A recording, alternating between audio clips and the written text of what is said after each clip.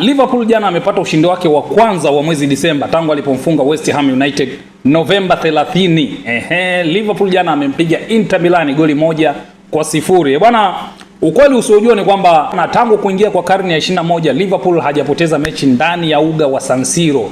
Mara ya mwisho Liverpool anapoteza mechi ni mwaka 1964 65. Msimu wa 64 65 ndo Liverpool anafungwa mara ya mwisho na Inter Milan ndani ya San Siro, semi final, goli 3-0 UEFA.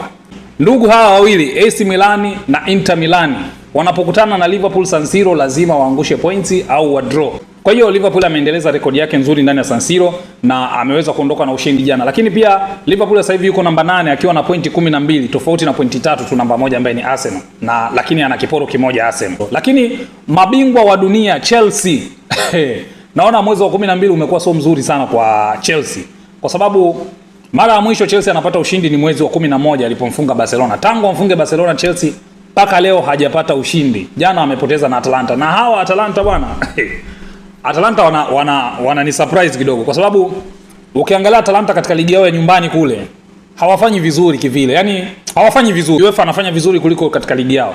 Katika ligi yao yuko namba 12. Usijui ni ligi yao ngumu au ni vipi kwa sababu kacheza mechi 14, ana pointi 16. Ndani ya mechi 14 kapata pointi 16 peke yake.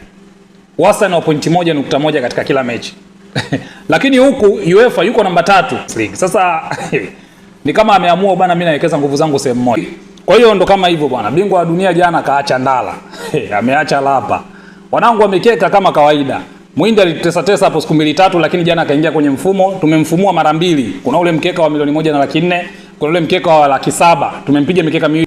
Kama unataka kujiunga na channel yangu ya mikeka, link naweka katika TikTok story, link nyingine naweka katika Instagram story. Ukifika pale utakuta neno pale nimeandika mikeka, chini nimeweka neno gusa hapa. Ukigusa pale itakuja link, ukigusa link itakupeleka moja kwa moja katika channel ya mikeka. Asante sana.